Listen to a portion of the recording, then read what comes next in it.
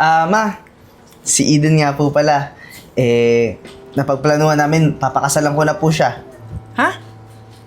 Kala ko naman nagdala ka ng katulong. Ano ba? Girlfriend mo? Ma, si Eden. Di ba lagi ko naman ako kwento sa inyo si Eden? Matagal na rin naman kaming nagsasama bakit hindi ko pa siya pakasalan, di ba? Renz, sa physical pa lang bagsak na sa taste ko yung klase na babaeng yan eh. Kumusta pa kaya sa pinansyal? Saan mo ba napulot yan? Ma, meron naman silang maliit na karinderya eh. My God, karinderya. Ayun yung hanap buhay nila ng pamilya niya. Wala namang masama doon, di ba? Ayan ang babaeng iaakyat mo rito sa mansyon? Ha? Ang tagal-tagal kong inantay na magpakilala ka sa akin ng makakasama mo. Ayan! Renz, sorry, hindi ako nagmamadali. Pumili ka ng iba, hindi yan! Tita, yung karinderya naman po, yun naman po yung naging trabaho ng mama at papa ko simulat sa pool na pinag-aral po kami. Kaya wala naman po sigurong masama dun, di ba? Oo, iha. Walang masama. Pero hindi ko pinag-aral ng ayos tong anak ko, ha? Para lang makatagpo ng isang babaeng taga-karinderya. Hindi ikaw ang pinapangarap ko maging manugang.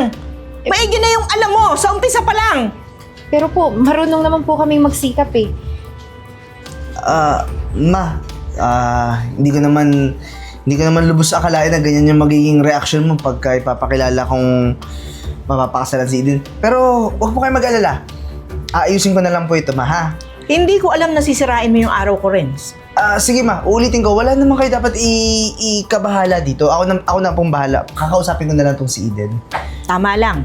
Dahil alam mo na pag ako nagalit sa'yo, ha? Opo ma. Hindi ka magkakaroon sa akin ng mana kapag ipipilit mo yung sa'yo. Naintindihan mo? Opo. Naiintindihan ko, ma.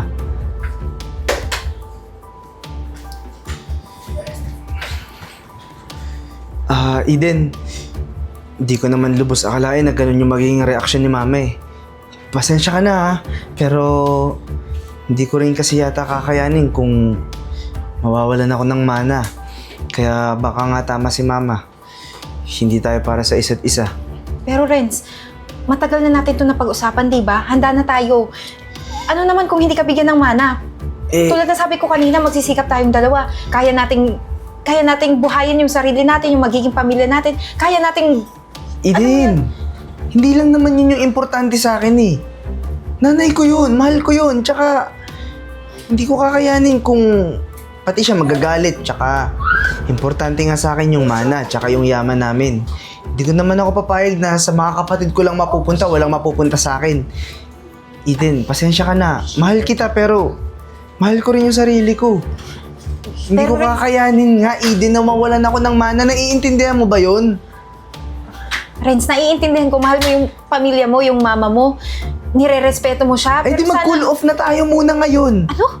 Bakit cool off? Alam ko na to. Saan to pupunta ang relasyon na to? Cool off? Tapos bigla kang manggughost? Tapos bigla ka lang makikipag-iwalay? Di ba ganun yun? Hello, kuya. Opo. Sunduin mo na lang siya dito, ihatid mo na lang siya sa bahay niya. Yung driver namin, tinawagan ko para ihatid ka sa inyo. Ano? Teka lang. Akala ko ba may lakad pa tayo? Sorry, Eden. Renz! Nag-enjoy ka ba? Oo, nag-enjoy ako sobra. Sarap ng food do. Renz? Eden, Sino siya? Ikaw ang sino? ito yung ex ko. Na ayaw kasi ni mama sa kanya kasi taga-karinderya lang yung trabaho nila. Teka Ako lang. nga pala yung girlfriend niya. Oo. Eden, si Arian nga pala. Siya yung babae na gusto para sa akin ni mama kasi mayaman sila. Tsaka gustong-gusto siya ni mama. Ako yung future na papakasal. Ano? Ito ba yung tinutukoy mo na mahirap, nagkakarinderya? Ni mama, oo. Siya yung tinutukoy ni mama. Okay. Renz, ano to ha? Anong palabas to? Akala ko ba cool off lang tayo? Ito na nga ba yung sinasabi ko, di ba? Hiwalay na pala tayo nang hindi ko alam. Tapos may pinalit ka na kaagad? Dahil gusto ng nanay mo? Bakit? Porket ba mukha ka mayaman? Kaya nagustuhan ka ng nanay niya? Hindi mo ba alam na matapobre yung nanay niya? Eden, saglit lang ha. Arian, pasensya ka na. Anong magagawa ko? Kailangan ko sumunod sa gusto ni Mama. Tsaka, anong hinahabol-habol mo? Di ba ayaw nga sa'yo? Ha? Ba't hindi mo nalang tanggapin yon? Ha? Pwede ba? Huwag kang umepal sa usapan namin. Kami yung may relasyon dito. At ikaw, Renz? Wala na tayong relasyon, Eden. Oo nga, kasi yun yung gusto mo. Gusto ng nanay mo. May sarili kang pag-iisip pero hindi ka nagdidesisyon, hindi mo ginagamit sa tama. May sarili akong isip pero yung pinili kong isipin, yung gusto ng nanay ko para sa akin. Ayun na nga, kasi minamanipula ka ng nanay mo. Kasi iniisip mo din, yung sarili mo lang. Pwede mo naman ako ipaglaban, Renz. Ano? Ipaglalabang kita? Eto nga yung gusto ng nanay ko para sa akin eh. Sino yung susundin ko? Tsaka nung sinasabi mong minamanipula, ano to? Bobo lang? Hoy, hindi bobo ang boyfriend ko, no? Talagang siguro nagising lang siya sa katotohanan na hindi pala ikaw yung gusto niya.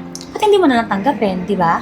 O sige, kung hindi siya namamanipula, sisiguraduhin ko na darating yung panahon na pati ikaw mawawala sa landas si Renz nang dahil sa nanay niya. Eden, tama na nga. Bakit? Posibleng mangyari yan. Kasi mayaman ako. Mapera ako. Kahit nga ikaw kaya kong bilhin eh. Magkano ka ba? Babe, huwag mo na siyang patulan, ha? Eden, tama na nga. Kasi si Arian yung mahal ko. Kasi si Arian yung sabi ni Mama na dapat mahalin ko. Mahal ko rin si Mama. Pero ikaw, hindi na kita mahal. Mahal kita noon, pero nung sabi ni Mama na hindi kita dapat mahalin, hindi na kita mahal. Sabi ni Mama, dapat sundin ko siya. Tama na! Uy, Eden, laki nang kita natin ngayon sa karinderya, ah. Oo nga eh. Alam mo, napakasaya ko. Eh, siya nga pala, kumusta na ba yung ex mo? Halika nga rito, halika rito. Eto ba yung sinasabi mo? Anong ginawa sa'yo nito? Ma, pinahiya ako niyan kasi kasama ko kanina na si Arian, tapos etong si Eden, kung ano-anong sinabi dun sa babae na nirereto mo sa akin, kesyo mayaman daw, yan, puro paninira, kaya dapat malaman mo, dapat upakan mo yan eh. Nakita mo? Nakita mo sinusumbong ng anak ko? Tama ba yung ginawa mo? May ginawa ba akong mali? Sinabi ko lang naman po yung totoo. Ano Dapat, totoo? hindi niyo Pagmamahiya yun. Hindi yung pagmamahiya, Renz. Sinasabi ko yung totoo na minamanipula ka ng nanay mo. Totoo naman, di ba? Nagawa mo pang pagsalitaan si Renz ng ganon. Alam mo, ikaw babae ka. Kung ano man ang sinasabi sa'yo ni Renz, ayaw na nga niya sa'yo. Huwag mong ipagsaksakan yung sarili mo. Naintindihan mo? At saka, tinan mo nga itong lugar mo. Dito mo aayain? Ganitong buhay ba ang gusto mong gawin dito sa anak ko? Hindi naman po habang buhay siguro ganito yung gusto naming buhay, di ba? Kung kami man na magkatuluyan. Eden kasi, pinalaki mo pa yung gusto. Kung hindi mo na lang sana inaway si Arian kanina hindi ako nagsumbong dito kay Mama. Hindi naman ako papayag na ipahiya mo yung babae na gusto ni Mama para sa akin. Renz, hindi mo naman kailangan isumbong sa nanay mo ano yung lahat ng nangyayari sa buhay mo. May sarili ka desisyon. Kita mo na, Ma, oh. Ikaw makausap dyan. Alam mo, tigilan mo na yung ilusyon na magiging kayo ng anak ko. Kung pera lang yung habol mo, pagsikapan mo, wag yung oportunista kang sasawsaw sa pamilya namin. Ha? Naintindihan mo yung gusto kong sabihin? Tigilan mo na at tama na. Ma'am, pasensya na po ha, pero mawalang galang na po. Kasi grabe naman po yung ginagawa ng anak niyo sa kaibigan ko. Alam mo, malas talaga yung babaeng mga kakatuluyan mo. Kasi alam mo, magkwikwintas yan ng buto dyan sa leeg niya. Alam mo, tumigil ka din. Wala ka namang kinalaman eh. Alam mo yung kaibigan mo, oportunista yan, pera din lang ang habol niyan. Eto, ibibigay ko sa'yo itong malaking halagang to. Siguro hindi ka pa nakakita ng ganitong kalaking halaga, no? Pero ibibigay ko to sa'yo kapalit ng kalayaan ng anak ko. Huwag ka nang makikipagkita, wala ka nang pakialam at tigilan mo na yung ilusyon mo, okay? Ito, bibilhin mo yung kalayaan ng anak ko. Ma, sayang naman yung pera. Hindi ko kayang tanggapin yan. Huwag mo nga akong inaartihan. Kunyari ka pa eh. Kitang-kita ko naman yung kislap ng mata mo. Tanggapin mo na yan. Ngayon lang kayo nakakita ng ganito kalaking halaga. Tatanggihan mo pa ba? O, tanggapin niyo. 9 digit to eh. Tanggapin mo na. Sabi ko na nga mukhang pera ka talaga. Tara na anak. Barya lang yan sa atin. Teka nga lang, Yvette. Bakit mo tinanggap yan? Hindi ko matatanggap yan. Ano, parang binili lang yung pagkatao ko, yung kalayaan ko, yung desisyon ko sa buhay? Eden, sa panahon ngayon, kailangan maging praktikal. Lunukin mo yung pride mo. 9 digit? Hindi mo nakikita to? Ang laking bagay to para sa'yo. Magsisimula ka dahil dito at ipapakita mo sa kanila na mas hihigitan mo yung pag-angat nila. Kaya tanggapin mo to. Huwag ka ng choosy. Gamitin natin yan. Oh, Eden, ano? Naniwala ka na sa sinabi ko. Kung hindi mo pa tinanggap yung perang yun, wala to lahat ngayon. Tingnan mo, laki na ng restaurant natin. Tapos ang dami pa nating branches. Kaya nga salamat din na pinus mo ko na gamitin yung pera para mapakita ko sa kanila, mapatunayan ko kung ano yung kaya ko. At buti na lang, nakamove on ka na dun sa boyfriend mong walang kwenta. Eden, Eden, sinadya na talaga kita dito kasi simula nung namatay si Mama, nagkandaleche-leche na yung buhay ko. Tapos yung mga yaman namin, pinagsasangla. Bago kasi siya namatay, ang dami niyang sugal, tsaka luho eh. Yung mga kapatid ko rin, may sakit. Baka Eden, mahal mo pa naman ako, balikan mo na lang ako. Mayaman ka na ngayon, di ba? Si Aryan, hindi rin nag-work yung relationship namin eh. Alam mo, ikaw yung mahal ko. Kayo na ba kita hinahanap? Saan ka na punta? Ba't mo ba ako sinundan dito? Nakikipaglandian ka, no? Dito, sa babaeng to? Bakit? Anong pinagmamalaki niyan, ha? Hindi na kita mahal, tsaka wala na tayong pera, di ba? Kaya kay Eden na ako ulit. Eden. Kasal tayo. Sinasabi mo hindi ka na mahal, ganun-ganun na lang yon? Di ba sabi mo, kaya mo naman magpa-annulment, tapos tayo na yung magsasama? Wala akong sinabing ganun. Oo, mayaman na ako ngayon, pero hindi mo kailangan mag-explain ng marami. Kasi alam ko lahat nangyari sa'yo.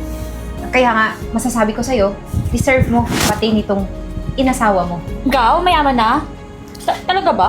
Oo, kanila na nga to, di ba? Kaya nga sabi ko sa'yo, makikipagbalikan ako sa kanya. Bibelt ko na lang kita. Ano pinagsasabi mo? Sira ulo ka din eh, no? Alam mo, kung babalikan mo to, buwang ka rin. Oo. Sino bang nagsabing babalikan ko siya? Siya lang naman yung may gusto. Pero pasensya na, hindi ko matatanggap kung ano man yung gusto mong mangyari. Alam mo kung bakit? Para kaharapin mo pa yung susunod mo na mga karma. Na kayong dalawa, magdudusa kayo dahil sa ginawa niyo sa akin. Tsaka makapal din yung mukha ng asawa mo. Sabi niya lang kanina, iniwan mo daw siya. Oh, tingnan mo ha. Ikaw, sinungaling ka eh, no? Manang manak sa nanay mo eh. Halika na. Tara muna tayo. Takbo ka eh, no? Ha? Aryan! Sira ulo ka?